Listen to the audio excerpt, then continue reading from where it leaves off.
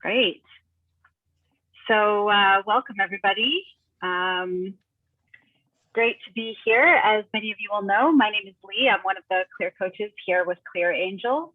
And we are joined today by our experts in residence, Kenny and Phil, who have many years of combined experience when it comes to wholesale, retail, direct-to-consumer, supply chain. I mean, you name it, they've seen it. They also run a popular e-commerce podcast called This Commerce Life. And this is a session that's really driven by the questions you have. So we'll start this session off like we have previous ones. We'll go around the room. You can introduce yourselves. You can introduce your name, the company, your company, and maybe what area of the e-commerce world you're in, what you sell, kind of keeping intros brief so we can have everyone go around. And then once we go through intros, we can start diving into questions. And for that portion, you can come off mute and ask your question live. You can also use the chat, which I will be keeping my eye out for. And we have a couple questions that were submitted in advance as well. So we'll take it from there. And I'll kick it over first to you, Kenny and Phil, if you want to add a couple words of introduction here, and then we'll go around the room and introduce ourselves. Phil, light it up. You're usually the Hey brains guys, in the morning. Sorry, I had myself on mute for a second. I'm sneaking in a coffee, so yeah. So I'm Phil. I'm half of This Commerce Life, and I feel like every day I do a little bit more with Kenny. I feel like I don't know where my life begins and where Kenny's ends, but we do. So I come from the packaged goods world side. So like everything from like the Unilevers to the J&Js of the world. And then I did some retailing at Target and worked my way through startup life. And now I just, I help brands, help them try and grow. But super excited to be here. This Commerce Life stuff is, we talk to folks like you about success and what that looks like, and we laugh a lot about failures because we know all about I don't know, we've stubbed our toe a handful of times, if not more, but excited to hear stories and see what you guys are up to. Okay, I'm Kenny. I'm the other half of This Commerce Life. I've been in retail, consumer packaged goods, in stores, buying, warehousing, working for distributors for almost for over 40 years now.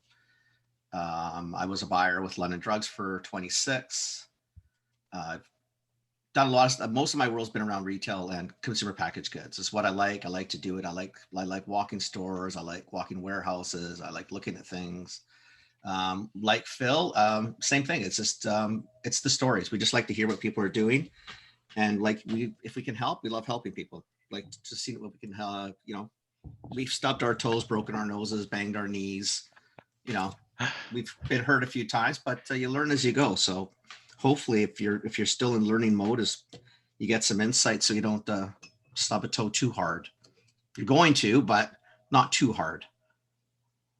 I feel like learning mode is constant. No, it's like stubbing of the toes cannot be avoided, and things are always changing. So the growing, it doesn't stop. No. Yeah. Well, thank you for those introductions, and we can kick it off now. Would somebody like to go first and introduce yourself and the company you're with?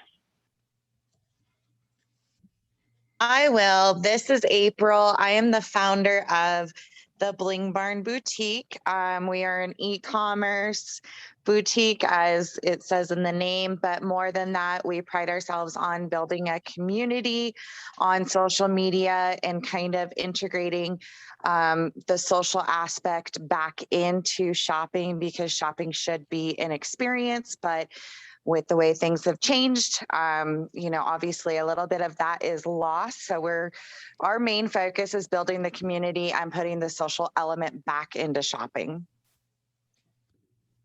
Cool. Very cool. Like the site.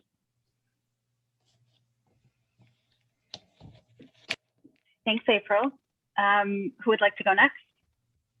Hi, I'm Samir. I'm with Gitano Gems. We are basically a company that started off as wholesaling for about 25 years. We then, since the pandemic hit, we used to basically white label our products and designs. So we kind of took the initiative to rebrand ourselves and give our brand a story and a life and meaning. So we basically focus on exotic gems from all around the world, and tying in the metaphysical properties as well as using bold and elegant designs to that could be used as to be worn out on a night out. So right now we are selling retail. We are on some wholesale channels, and we just sold to our first retail chain in Canada. So we're looking to kind of grow and kind of learn from you guys and see what you guys would kind of recommend or give some tips to companies like us who are just kind of trying to get out into the world. Cool, interesting space. Both of you, your websites are not going to the kids. There's no way that I'm getting out without spending a ton of money on either one of your sites. Yeah. So good for you, but Yeah, terrible cool. for me. Wow. Cool. Thanks, Samir. That's awesome. Who do we have up next? I'll go.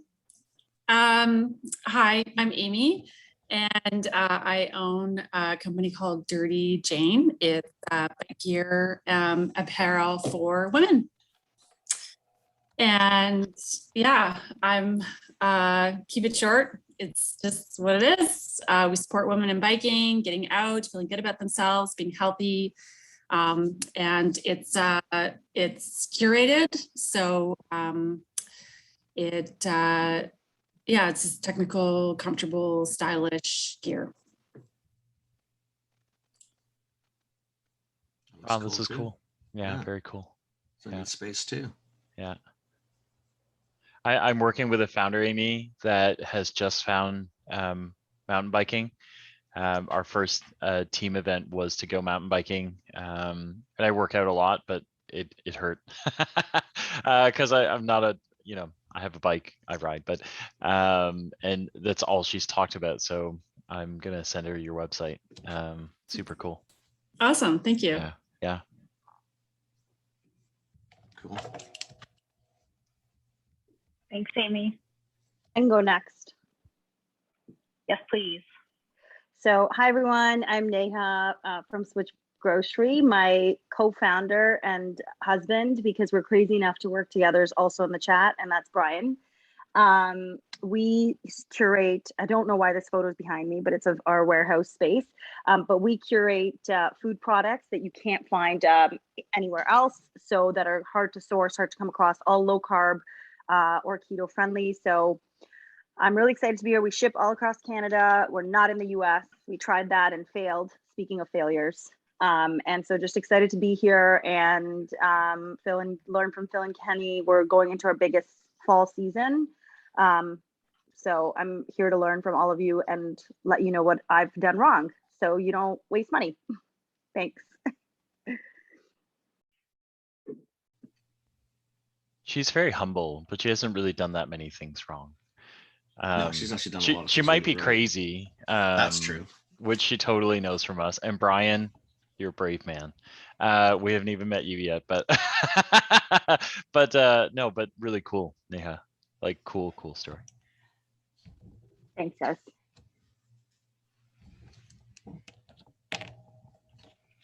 Brian, will you be making an appearance here to introduce, or are you? Yeah, sure. Yeah. Sorry, I can't go on video. I'm taking my niece out for a walk right now, so you would just see. No problem. But no, Neha said what we do. I wanted to join because after she was on Phil and Kenny, your podcast, all she talked about was how much fun that was. So I wanted to listen in on this and see what she was talking about. But there's definitely things we've done wrong over the last 4 years. So hopefully someone can learn from those. That's what it's all about. Yeah. Yeah. Thanks, Brian. And Nicole, would you like to introduce yourself? Yes. some of Hi, us. everyone. I'm Nicole, and I'm the founder of a sustainable streetwear brand called Nicole's C Studio, which I'm sure you can see from my icon.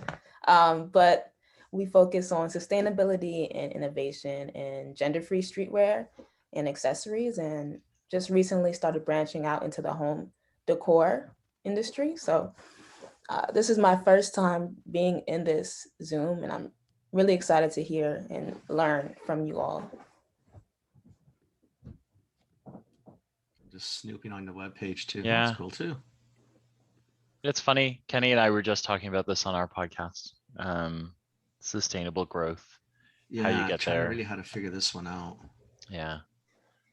Yeah. Yeah, I'm also a student too. Oh, sure. It's You must have throw awesome. that on your plate too, right? Yeah, yeah. And no yeah. big deal. No big deal. Yeah, study a little bit, work a little bit, start an own business. What else are you gonna do here today? Wow. Yeah. Very cool. Amazing. Cool. Thank you. Very cool. cool. That's a lot of cool stories today, man. Holy Yeah. shit. Yeah. Wow, nice. This is great. Nice. And we have Molly here, who's part of the ClearAngel team, one of the coaches. Molly, I don't know if you want to say a quick hello here. Yes, good morning, everybody. This is great to be online. I'm Molly. I'm Clear Coach as well at ClearAngel. So I look forward to following along today. Cool. Awesome. Welcome. Great. So this is a lovely group of folks we have here. At this point, we can open it up and start taking questions and let you guys drive based on the questions you're bringing to the table. Do we have any first takers? We don't bite. You can ask us pretty much anything. If we don't know the answer, but you'll get told we don't know the answer. Yeah, We'll try yeah. to find out for you. Yeah. So I'll go first on this one, just because I know it's so new and I missed the pilot of getting in, but I'd love to hear your guys' thoughts and feedback on Shopify connecting with TikTok. And, if you guys have tried it out or used it or any kind of advice you can give on that. Yeah, I can answer a little bit. First, this face not made for TikTok. I'm on it, but reluctantly, and I'm fairly sure the children are cringing. My kids are like 19, who's actually a little bit too old for it, but he's 19, and then the 15 and the 13-year-old are definitely cringing. But I think it's interesting. There's no doubt that video is here to sell for sure, but I don't know how. I don't know. Truthfully, I'm not sure how effective the integration is going to be, right? But everybody's going that route. Instagram's going that route. They want to sell via video as well, right? They're reformatting all their algorithms to do the same thing. I haven't used the Shopify and TikTok integration, but interesting to see if it's going to make an impact. I don't know.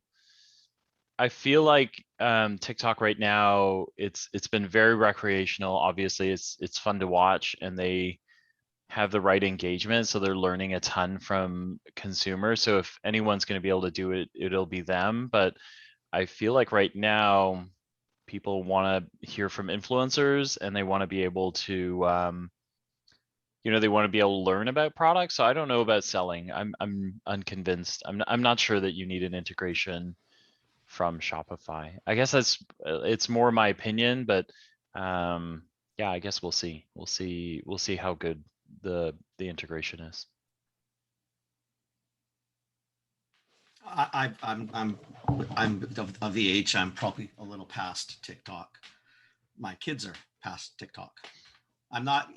I'm the same as Phil. I think there's so many platforms out there. There's so many ways to. There's so many places to buy and sell and to do things. I just don't need every single site in the world needs to have that as a primary, even a tertiary goal is to do it. So I don't know. I don't know if it's the right. I don't know if it's going to do much of anything, to be honest. I guess that's probably where I look at it. I still think there's probably other places you could go or spend the time and effort rather than on a site where it's really predominantly hung out by tweens.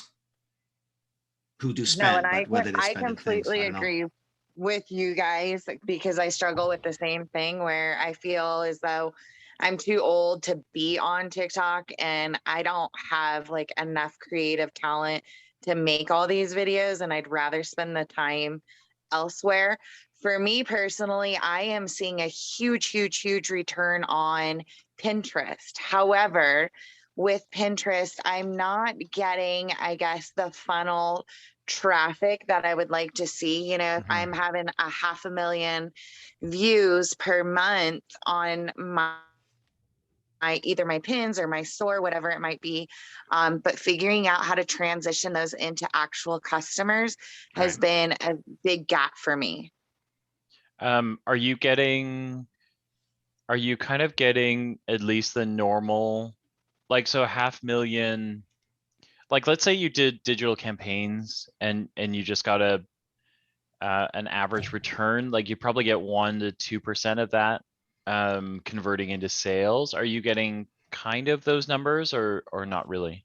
My conversion rate is pretty high. We're looking at like 4 or 5%, which isn't, I mean, that's pretty high. However, most of that is actually coming through Facebook. It's not necessarily coming through Pinterest. And I've talked to Pinterest marketing and, you know, understanding that Pinterest is more of a platform to plan, not necessarily shop. I don't know. So it's difficult. It's difficult. Like if I don't know if I need to be changing titles, if I should be changing descriptions, or what is going to, I guess, gain the trust of customers. Yeah, I mean, I guess the way to think about that, it's not a bad thing, right? So I guess the way to think about that then is to take the Pinterest thing and just decide that it's almost like billboard advertising for you, right? Like it's not like, if you think of the old world and you ran TV commercials, you'd never really know how many people showed up at your door because of the TV commercial. So the Pinterest stuff might have to be the same, and then you just might need to figure out then if they go from there, where do they go in their journey from there? Are they going from Pinterest to Facebook to buy?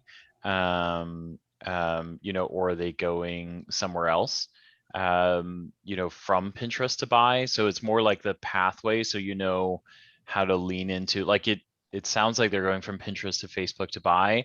So do you then, you know, lean hard on conversion, you know, in Facebook? So less community stuff and less advertising, more like hard hitting conversion stuff. Do you know More what selling. I mean? Yeah. Yeah. I think you use the platform for what it is. I don't, if you're getting that much, you're getting that many views, you're getting that many people on it. I mean, I think it's doing what, in essence, what you probably want it to do. Your product lends well to it, right? Your pictures would lend well to it. It's probably the right place for a lot of things. Yeah. You just may not have to, you may not, it's not that you don't want to sell and you don't want to track, but you may use it for, like Phil said, it's just really old school in the sense that it's no different than a TV or a newspaper ad or a radio ad.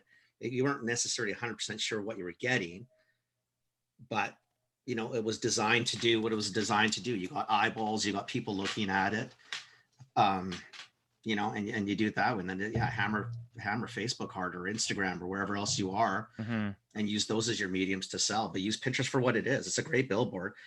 I think that's how people use it. I think people go there for the ideas, for the thoughts, whether it's home decor, whether it's, I mean, when I was getting my tattoos, I was going there just to see designs, ideas. Like that's what I think you go there for. It's for more for that.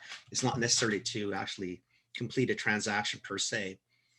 And I think your products lend really well to it. I mean, you're looking at your webpage, you've got stuff that's probably where where you'd go. Perfect. Appreciate it, guys. Amy's got a great, like, Amy's basically put the science behind what we were saying, right? So if you look at your traffic sources and bounce rates and conversion rates, it'll help guide you for sure. And then Tailwind is very useful. It's a good call out, Amy. Yeah. Right. I got to learn how to use chat and playing on the internet at the same time. I think Neha indicated that you have a question. Do you want to go next? Oh, mute. My bad. Sorry. I think this will help others too. I'm trying to, ooh, how do I get this photo off? Oh, sorry, guys. It's okay. It's in your Zoom background somewhere. Okay, got it. There you Is go. it off? There. Okay, so I wanted to, because I was listening to the intros and I figured that I think most people would have this question and tell me in the chat, but it's just like acquiring new customers and like where to spend your time, because we all just have, it's just like time. Like I wish I could do every platform all the time, all day, but I can't. So I quickly wrote out on this notepad I stole from Fairmont Gold, that I wrote out like all of what we do organic and then ads. And then I know that some people here also do obviously retail, right, to like retail partnerships. So if you can touch on that too. But this is sort of what we're doing every day. So we're posting on Instagram, Facebook twice a day. We're trying to do a reel 3 times a week. We're posting on TikTok once a day, Instagram stories, TikTok stories, Pinterest. We try. LinkedIn has been great for like B2B. I would say, like, I don't know. It's just been great for, you know, even Clearco's on LinkedIn a lot. So like that's been great. Twitter, I just try sometimes. And then ads, we're doing like Facebook ads, Instagram ads, TikTok ads, Google ads, Pinterest ads when we have time. And like I just don't have any time. Like I think that we could have like more leverage better the partnerships with our suppliers. So just to remind everyone, we sell food and we have like about 30 suppliers. This is just a very expensive, I find this whole thing, like you need a team to post, then you got to engage, then you're spending like 15% of your revenue on like ads. Like it's just, I would just love your thoughts on whatever the fuck this is and the time that we spend here. I get it. That's pretty much how people view it too. Yeah. I mean, right. Samir's like, I second Neha. Like, Yeah. I get it.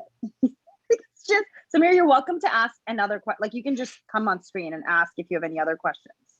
So I'll just put it in context for you. So if you did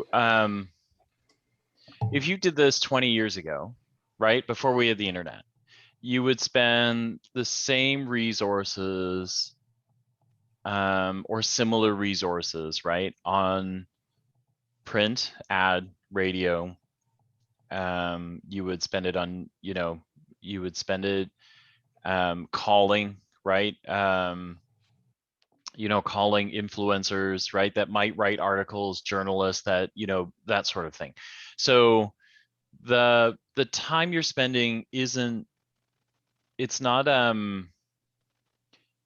it's reasonable to spend it. So unfortunately, right, like it's marketing, right? So, and when you're going to market, you need broad funnels, you need to be able to collect people, right? Like the part that is kind of cool about even what you've done now is you can now quantify all of those things, right? Because before, 20 years ago, if you ran a TV ad, you'd go, okay, well, I'm going to spend all of it in one shot, right? Because I got to spend like $1 million. I got to shoot the stupid video. I got to, pay for flights. I got to get it on. I'll choose a bunch of channels that I think people might watch.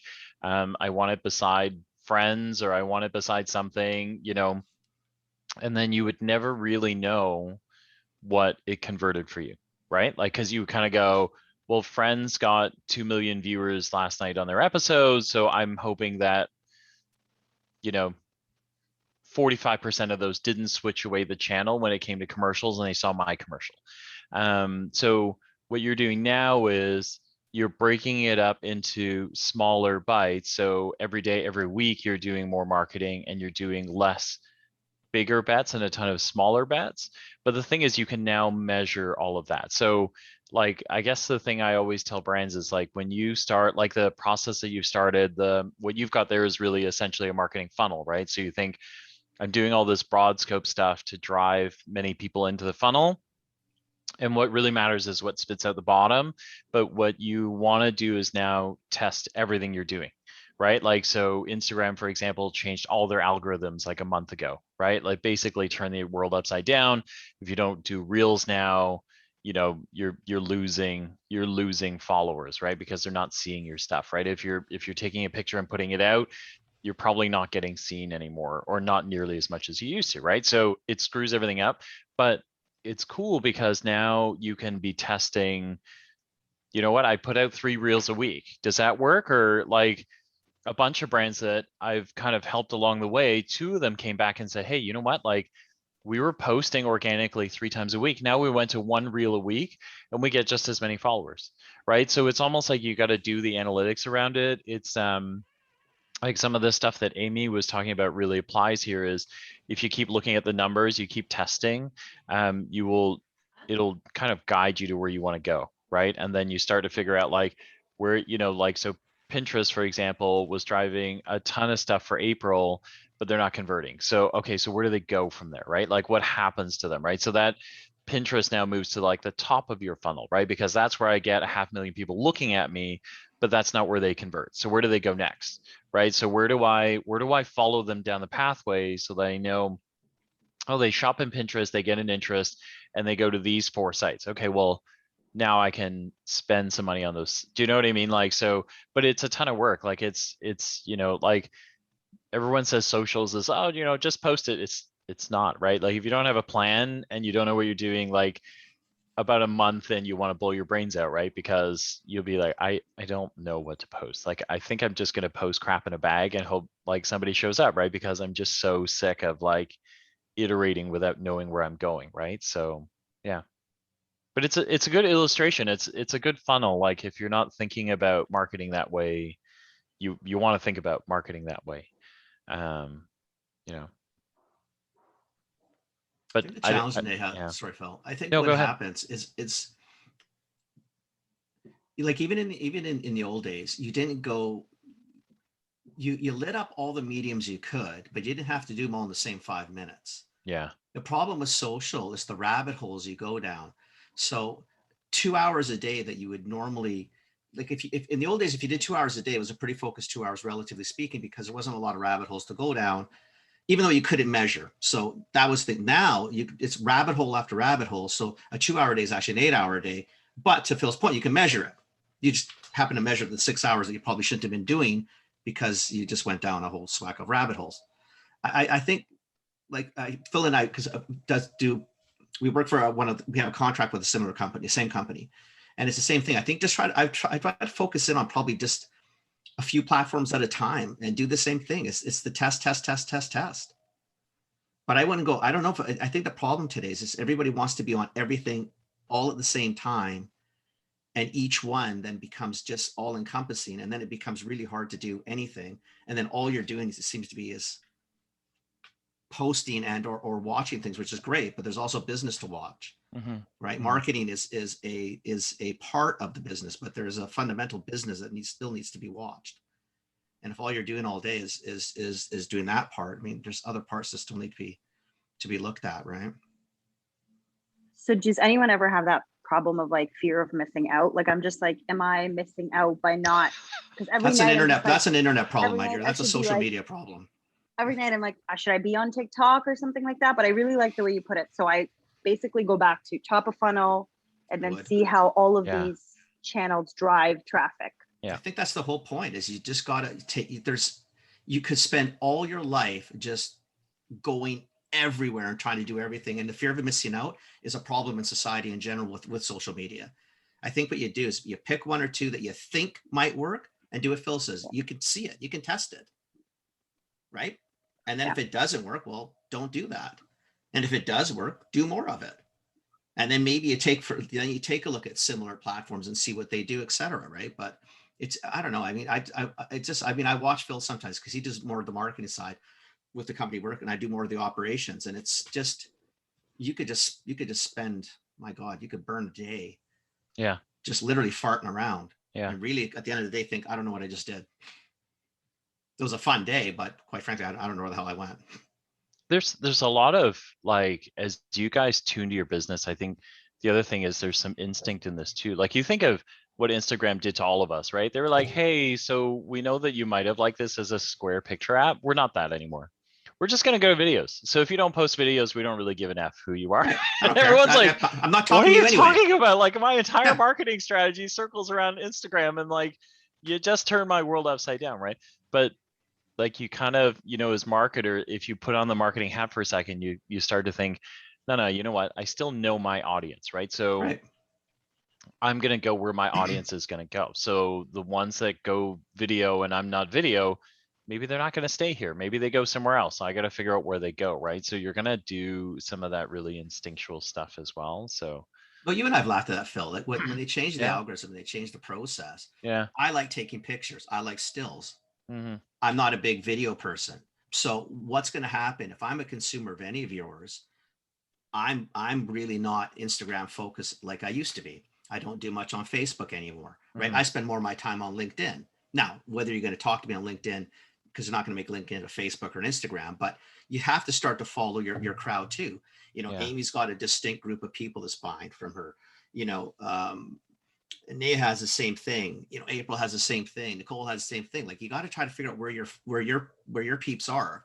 That's where you go. And maybe Instagram isn't going to be the spot anymore. Maybe they don't give a shit about videos. Maybe they love videos, and Instagram is going to be the place. But I think that's just what Phil said. You got to sometimes you got to step back and take a look at your actual people who you're trying to talk to, and don't worry about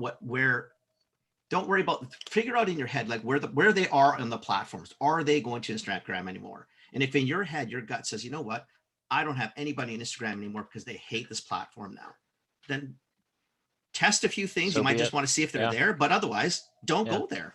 Yeah. I mean, if you lived in a city and had a coffee shop, you're not running to 4 cities away to do the advertising in that city. You're probably going to stay in the hood, right? You might stretch out a little bit, but you'll start to pick spots where you think you're pulling traffic from. I don't think it's much different than social. I think the problem with social, Phil, correct me if I'm wrong, it's the rabbit hole issue. Like, you just start going down all these paths and it can consume hours, days. Yeah. Yeah. That's all I'll say is yeah. Yeah. Nicole, your question was sort of connected to this. Do you want to add anything? Do you feel like your question here has been answered about being on multiple social channels? Yeah, it was answered. I was typing up another question, but I guess I'll ask it now. So one of my main concerns right now was selling wholesale in fashion. During the pandemic, it was super tough. Stores weren't really selling as much, at least physical stores. I've been pitching and reaching out, and a lot of the doors have opened, but there were a lot of stores that closed. And now I've just been pitching mostly to just like smaller boutiques and stores, but it's been a challenge. How do I operate and navigate wholesale now?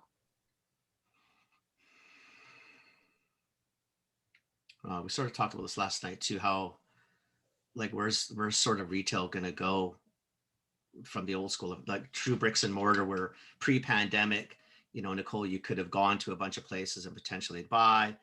During pandemic, nobody's buying anything because stores are either not open or the traffic's not there.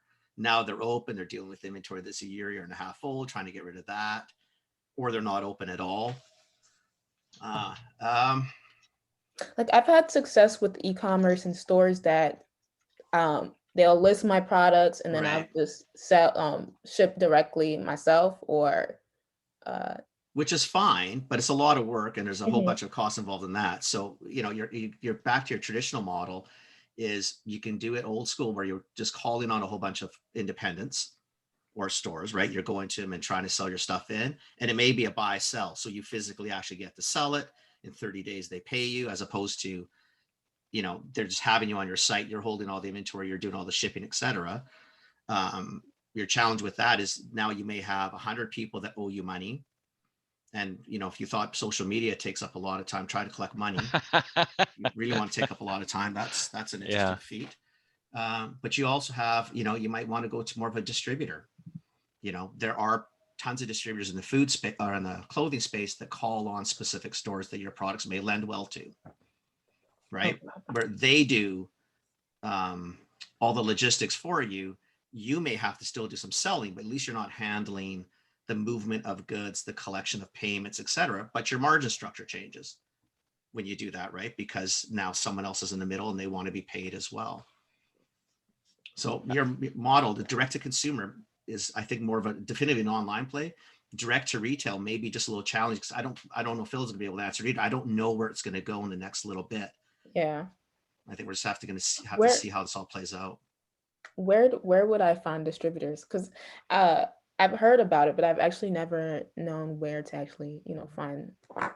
Where are you? Can I ask before we get there, Sure. Nicole, so you're going to some stores, are you running into specific objections or, yeah, So I did most of the pitching in 2020, and okay, most of the stores were closed or yeah, bounce backs, or people just not working there anymore. Right. Not as of recently, like the physical stores that I've been in, it was through like me knowing someone that is also in that store. yeah. Nothing wrong with that. But Yeah, it's like a bounce back, or I've had maybe like one where it was just like, yeah, this doesn't work for us. okay, But most of the time it's just like no response. Yeah, it's almost indifference, right? yeah. Yeah, I mean, yeah, it's tough, right? Because retailers get a lot of, it's not a defense, it's just the way it is. Like they get a lot of prospecting emails. So there are times they just don't answer things. Okay, and then are you looking, when you say wholesale, are you looking to kind of sell in, kind of like a line, all sizes, and carry inventory in store to sell? Or is it more, just so I kind of understand, because Yeah. we've actually So, heard of a bunch of unique models here, so I'm curious about okay. it. So Yeah. right now I've been doing the online store where Mhm. I ship, and then I did show fields where they focus on selling you space, Mhm. which I didn't really love that Yeah. idea, but that was really cool. And now I would be interested in online, unless I would be interested in online retailers, but more so them holding inventory Mhm. and purchasing it wholesale, or in store purchasing in wholesale. Yeah. That's So, what I was getting, more of a buy sell. yeah. Like, I don't know if Nicole wants to hang on to all this inventory. It'd be nice if someone else actually physically owned it for a little while. Yeah. Just so you know, no matter what you do, it's always yours until it's gone, right? Even in a retailer, you could have stuff there. It's got an amazing boomerang effect. It doesn't sell well. It seems to find its way back home to you. Yeah, that conversation of no, I sold it to you, and they'll go, yeah, well, I know, borrowed but it for a while. I know, but yeah. Okay, and then I guess the other question then is, and obviously it's confidential, so you don't need to answer that here, but just think about margin. Kenny and I usually go there, is like when you get a broker in the middle, they obviously want to cut to be able to sell the product. Yeah, so if you want a middleman in the middle, you just got to make sure you can afford it. Sometimes we, like the natural thing for people to do is to build something and then say, hey, you know what, like if I make it and it costs me $5 to make it and I can sell it for 10, I pocket $5, but like with this stuff, when you go to a middle person, the middle person wants $3 out of it, right? And then when they go to the retailer, that retailer wants $3 out of it. So now you're out some money, right? Like now you don't have enough money. So and in your space, it's even worse. Yeah. There's a reason why clothing typically runs 70 to 90 margins at the get-go, is because there are a lot of people that step on it at each point, right? And you have a commodity, and I'm sure Amy's in the same boat. You have a commodity that doesn't, the test of time doesn't work in your favor, right? Things are hot, they're hot now, and they need to move quickly, which means you have to start really quick to get rid of it. And then you need a lot of room to get rid of it if it didn't move well. Right. So Nicole, I don't know your margin structure, and to Phil's point, you don't have to share it, but there's a reason why in clothing 70 to 90, you make it for $1, sell it for 10, because at the end of the day, you're probably going to wash at 4. right? So if you started at $1 and sold at $2, at the end of the day, you're going to owe somebody $4, right? Because you just don't have enough room in your product to do anything, right? Because everybody wants a cut, right? But there's a reason for distributors, because it does give you the buy sell option. It does give you a lot more doors to look at quickly, because you can't, unless you're going to walk around, I don't know what city you're in, but unless you're going to, drive the city every day knocking on doors and not knowing if that person is going to be around next week, where your distributor may know if it's been around for 10 years, 2 months, the person's been in this, the 50th business they've done. I don't know. There's, might be some valid reasons for doing that. In online world, I don't know, but Phil knows any different, but most of the online players, as far as I know, seem to lend you their platform. There's not a lot of buy, sell. Yeah. In that space, it's a lot of consignment, right? You do, we'll lend you the platform, but I don't want to own your product. I just want to take a cut when you sell it on my site. There's some neat ones. So Aaron put in Handshake, which is a really cool site, and then April put in Fair. Fair is huge. Like Fair's come on hard, and they've so if you're looking for volume, Fairs that they're not cheap. But again, to the margin thing is they get a lot of product out fast for you, which is kind of what it sounds like you're looking for. So I think that's, there's just a lot of things to think about in there, but well, everybody today's got a good chance though, Phil. Outside of Neha, who's in food, or Neha, everybody else has got products that should lend super well to big margins. Yeah. Right. Clothing typically does, jewelry does for sure. Same reasons, right? Because you need the room. Yeah. Yeah. Yeah. Does that help you? Yeah, I didn't think that some of the retailers would also be just doing a similar as far as commission based, like other retailers. Many retailers are going to, many distributors are going to consignment, because they don't want this year scared a lot of people. When you had I don't know, the States wasn't as probably bad in terms of closures as Canada, but we closed, the GTA closed for months. Like Vancouver wasn't too bad. We didn't close, but if you close for 3-4 months and you're a retailer or distributor, I mean, the less you own, the better you're in, right? So they don't want to have the same risk. So now they've pushed it all back onto the supply side. Now you don't want to own 50,000 boxes of 30 different sizes of 6 different colors either, because you're thinking, shit, what am I going to do with this stuff? Right? It's made it very interesting. It's still doable, and there's a lot of cool ways to play, but you got to be a lot smarter and a lot more tactical now than you maybe ever had to be. Thank you. Mir, you have a question. Jump in here. Hi, yes. I have a few questions, so bear with me. One of the things that I had a question about was, so we are we've been driving all of our traffic from some brand partners that kind of get paid based off of the conversion, which has been kind of costly for us. But at the same time, it's been allowing us to build our email list. It's been allowing us to get a lot of exposure, across the globe, which has been great. Now, the other thing is we just launched a marketing company. So launched our partnership with our marketing company. So they've been kind of recommending, we start at a lower ad spend, like 2,500, since it's our first month. I just didn't know if it's wise, if we're paying their management fee, which is more than that, for us to be spending just 2,500 on ad spend, or do you think that it's better for us to invest either that, what we're paying them plus more? So we're just kind of trying to gauge ad spend wise, because obviously at that point we're already paying the management fee. Why not, spend a little bit more? Or do you think it's wiser to wait until the A/B testing, because they're running 6 ad sets right now? So I just kind of wanted to gauge what your thoughts are on ad spend, and what do you think is a good space to start in? Because we obviously don't want to go too crazy either, especially if we don't have a lot of data. So that's kind of where we're, struggling a little bit, trying to navigate. Yeah, I mean, Kenny and I are smiling because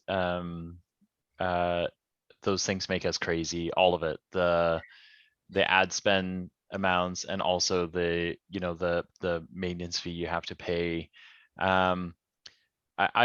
my opinion is I think you ride hard the results. So I don't think it matters if they are as good as they say they are, it won't matter. So if you spend $2,500 and you pay them $4,000 for the agency fee or whatever it is, if your return on investment is what it's supposed to be, it'll be worth it. Do you know what I mean? Like, because your conversion will cover anything that you would pay for that agency, and then you just ride it, right? Like when they figure it out, they will, you'll know how much more you want to lean into it, because they'll get your ads humming, they'll get everything working for you. The thing I would say to you is more just watch how long you're with the agency, and then watch how long you go without getting a return on investment, right? Like there's probably like a 3-4 month window where you want to be able to show some wins. Once you're past that, I'd be careful about spending more until you have some concrete answers on why it's not converting. Okay. Yeah. And But then, but there's no rule. Like I would never go 1-to-1. Like, so if you pay $4,000 for an agency, I wouldn't say right away you got to spend $4,000 on ads. I would say, show me. Like if I give you $1,000, it's It's sizable measurable, right? enough. To Yeah, me, you that's what should I be would able to do. measure it. There should can be you there should be a yeah. click rate. There should be a return on investment. There should be, Amazon has a ROAS number. Like there is stuff that you can see how well they're doing. I'm always the same thing. I mean, you know what? Don't show me what you can do with $1 million. Show me what you can do with $1,000. Yeah. Right. I mean, I could piss $1 million away and show ad result, because I mean, just by virtue of size of money, I should be able to do something, even if I know nothing. yeah. Right. the Let only- me, do it. Here's $1,000. Just show me what you can do. You get me a 2-to-1 or 3-to-1 and I'm not happy, then that's fine. If in your head a 2-to-1, like, a 2-to-1 return is great, then that's fine. Then maybe you go to $2,000 or whatever the number is. But to me, it's you got to show me why I'm with you. It's funny, Kevin. Yeah, because we actually use the same thought process that you did when we chose ours, because we interviewed 2 companies. We narrowed it down to that were really like hitting home for us. Right. And one of them recommended a $2,500 ad spend. The other one recommended $15,000 in ad spend. Sure. So like for us, we were like, why do you need so much money to drive the same results that this company is promising to do with 2,500? So again, it came down to like their confidence in their ability to perform, which is ultimately why we ended up going with them. Plus, they also integrated a lot of the email marketing, which is they're going to be doing a lot of like flows, abandoned car, they kind of looked at a whole view of the store, right, rather than just focusing on Instagram and Facebook, because that's like what I feel like every company we ran into was just Instagram, Facebook. I'm like, what about like the returning customers? What about abandoned carts? What about, I kind of look at the bigger picture, and I'm like, I want to be able to get people in on every single frontier possible. Like if they land on my page, we need to retarget them somehow, so that's kind of my thought process. And I'm hoping that, they're going to be able to deliver, because it sounds pretty promising. But the ad spend thing was a little thing that was making us going a little crazy, because we're like 15,000, 2,500. Should we go in the middle? Like, should we wait? Should we wait for the cut? So like, we've been kind of like going a little crazy, but I think we're going to start with, what they recommended. And then they said month 2 and month 3, they'll have more data to kind of, to run, like, I guess they're going to try to find like their staple ads with the A/B testing phase, and then go from there. Just remember, the way you're doing it, I think, is the right way to do it. But remember, they're getting $50,000 from you in retainer, right? So bottom line, that 50, forget the bullshit of the ads. I better get a return on the 50. Right, exactly. Screw the ads. I can do the ads by myself. At that point, you can just throw shit against the wall, because I'm going to be $50,000 into these people. Exactly. And then you want another 30 on me.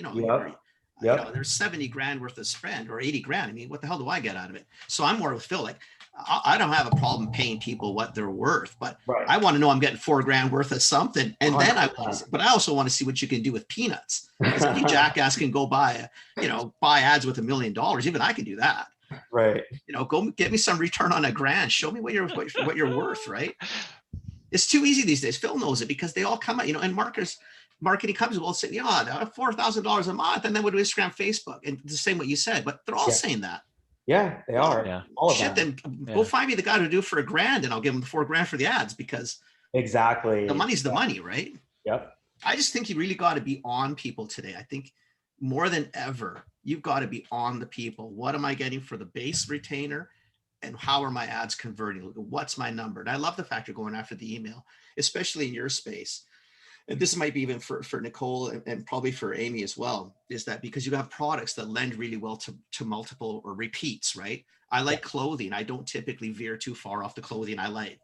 If I like a specific person who makes jewelry or whatever, and I know my wife likes it, well, guess what? I'm probably going to keep going down the same path as long as you're relevant to me and who I'm buying for. Yep. So, and then right. the other thing that we were kind of had some concerns around was like cash flow. So like if we're you know, it kind of comes down to like how much, like if we're spending so much money on ads, and then it's like how much kind of like inventory forecasting also. And then also we got into some retailers that pay on like net 60 terms. So it's like waiting for that. Like, how do you kind of gauge like, okay, like what should I be doing? Like, how should I be reordering? Like, it's so like, it's crazy. Like, that's why if it was that easy, everybody would do it, right? Yeah. So we're just trying to kind of gauge like, okay, like if we're like at what point should we kind of be like, I don't know how to position the question properly, but like I'm just trying to understand, like for cash flow problems, like if we're kind of like, I just don't want to be able to like spread ourselves too thin between like ordering like a lot of inventory, and then if the ads don't perform, and then now you're stuck with the inventory and then you're out money. So it's like, is there like a way or like a method that you kind of recommend or that you've seen maybe, or is it kind of just play by ear and you kind of just have to improvise as things go along? Well, I'll tell you what, you are talking more clearly than you might think you are. Most don't go down this path. Most don't talk cash flow. Catastrophic problem, because you know, people are burning money and have no clue when the next money's coming in. So you're already worried about that. You're trying to figure out a return on investment. Most don't do that. I'm just telling you, because we're both entrepreneurs as well.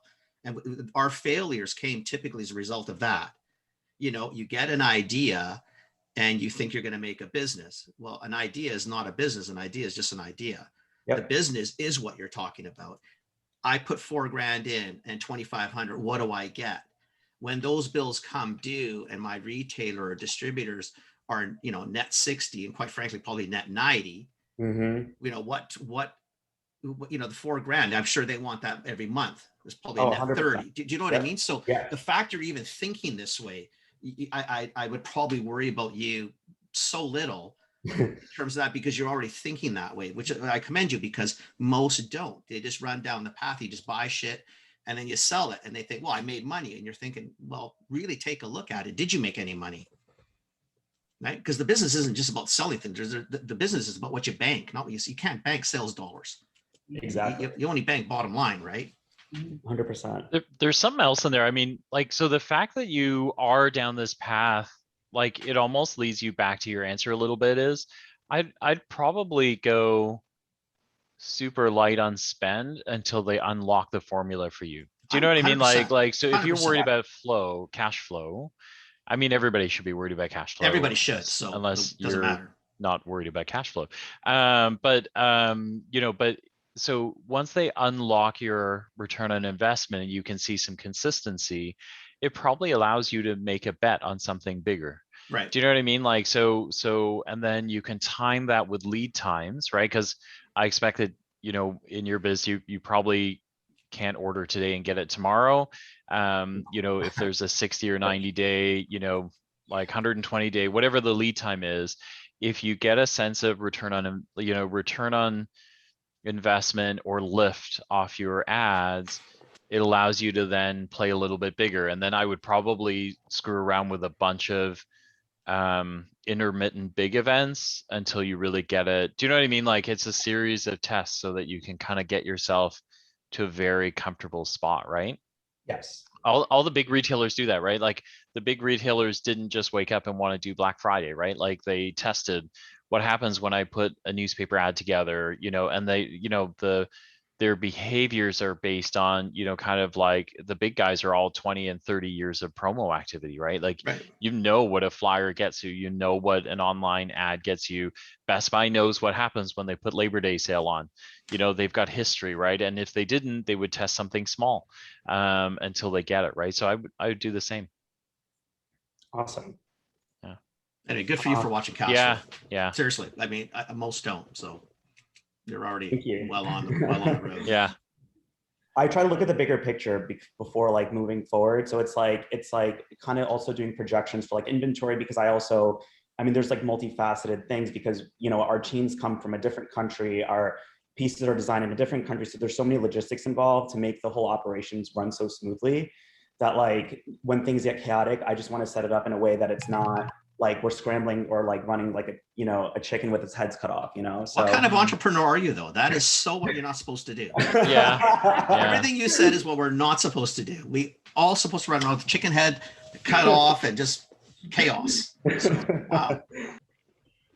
So this has been awesome. We're at time, but Amy had indicated earlier about having a question. Amy, is your question a kind of short question? Shoot. And Kenny and Phil, can we borrow you for a few extra minutes? Yeah, of course. I've got a hard stop at 9. Other than that, and a coffee. Okay. I've got 8:55. So I need a coffee. I've got another 5 minutes, but yeah, Shoot. go for it. Okay, cool. So I don't know if you remember my business, but I do like partial drop ship, partial inventory. Okay. And so this year, because I got some money from ClearAngel, I've been buying more inventory. I have to say, I really love the control that I have over holding my own inventory, because I get to, put a sticker in there and I get to have my nice compostable packaging and stuff. And I make more money. And I really I feel like I have enough of a following now that I can start to build out my own brand, but I know nothing about any of this. I literally started Dirty Jane knowing nothing about retail. And so I just was wondering, do you have advice for like, at what point in the business, like when I'm seeing the traffic or the money or when I can and should completely move away from drop shipping? And I'll take a hit in sales for sure, but is it worth it to start working on increasing those margins or not? For me, it's a really tough question. Yeah, see the standard answer. Yeah, the standard answer would be it depends. Yeah, it's a tough one to answer. First, I'll go start the easiest one. You should be trying to get as much margin as you can every single day that you are awake. Mm-hmm. Every day that you can make more money you should be making more money, because you have to save for rainy days. You have to save for changes like you're thinking of. If you start to move down different paths, do you have enough margin to do this? So that's first and foremost. Your other part, it's probably one of those things where I would tell people this is where you probably want to bring someone in. I'd just be careful on the costs, because consultants and people like that can do a number on you. But Phil and I I'm always battling with the money. Always. What do I spend money on? Do I have enough money? Can I afford to pay? Good Lord. It's like that. Yeah. Thought that's due in February. You know what I mean? Like, oh my God, what if February comes and I have no money to pay for it? Like, what happens? But again, the worries you guys are having aren't typical of most entrepreneurs. They worry about it when it's too far gone. So the fact you guys are sweating about it now actually makes me feel really good. It makes me feel okay. I mean, I'm 10 years, if we were doing these calls, most of you are still going to be on this call, right? Because you're thinking, you're already acting like business people, not just entrepreneurs, which is wonderful. I think, Amy, if I'm you, if you're getting to that point, I think Phil and I've said this before, is that this is when you want to start talking to people. So talk to the neighbor, not the one who's works in a grocery store or is a nurse in a hospital, because they don't have any clue about your business. Try to find the neighbor that actually does something that you do or similar and has done it before. Reach out to potentially people like us that would say to you, okay, tell me where you're at, tell me what you're doing. And maybe you get to walk through this. You almost need, to the time where you start getting close to a business coach. But what you want to be careful is you don't want that side chewing up shit tons of cash as well, right? Is always the balance, right? So to me, it's trying to find people who are more interested in trying to get you to the next place as opposed to filling their pockets, right? Mhm. But I think it's that, I think the way you're talking that right now, especially if you don't have a lot of foundations of business, I think you're Mhm. getting really close that you probably should start trying to find that a business coach that can start to help you formulate what you're trying to do and then run you through some of the pitfalls. Okay, if you go here, this is what happens. If you Mhm. go here, this is what happens. But God bless you for actually thinking it, which is really Mhm. nice. Mhm. It's really nice to hear. But I think Mhm. you're getting to that point where you need Okay. probably some outside guidance. Just watch the costs. It's like the Yes. agency thing. Everybody, Yeah. I want $10,000 retainer. Thinking, well, why don't you show me some shit first? Yeah. And maybe we can get to a $12,000 retainer. I don't really care what I pay you. I can't. I dump it all into your lap, right? I know. So, God, money is so stressful. I constantly oscillate between like, oh my God, I'm going to grow this brand. It's going to be amazing. I'm going to make so much money, to be like, I'm quitting and getting a job. hey, that's the life of the entrepreneur, right? That's what it's about. Yeah. But I mean, I'm more impressed with the fact you guys are actually thinking this. Typically, Yeah. I mean, Phil and I've had We don't get discussions with this. people. We walk away thinking, "Oh my God, this poor person's going to lose Yeah. their house." Yeah. They're just not Yeah. thinking business. They're stuck on idea. Right. Right. But there's a business that needs to be built, not an idea, right? So Okay. that'd be my suggestion. So I mean, I know probably not the best answer you wanted to hear, but really, Yeah, that's all right. find a coach, helpful. right? Okay. I mean, you can even reach out to us. I mean, there's people that we may know. I don't know where you're at specifically. Yeah, I mean, that's part of it too, is having connections. Like I literally have no connections. Like, and I find other brands are really hush hush about, like Nobody wants to share. no one wants to share it. I'm like, wow, we're I don't know. totally different industries, and you found this really Yeah. I know, but bamboo shirt. Like, why can't I know where you're sourcing it from? Yeah. Oh, because no, that's not going to happen. I don't know. Lee can connect you with us if you wanted to. That's up to you. Okay. I mean, like I said, if we can help or push you in a awesome. right spot, yeah. Anyway, Thank you. good for you thinking about that. It's good. Yeah. Cool. Thanks. No problem. Great. Well, big thank you, Kenny, Phil, and huge thank you to our founders who asked your questions. This has been very a cool great group. session. Very Cool cool. products, really cool Yeah. stuff, guys. Seriously, that's it was really neat today. Awesome. Well, hope everybody has a good day. I'm going to stop this recording now, and thank you again. Our pleasure. Thanks, guys. Have a great day.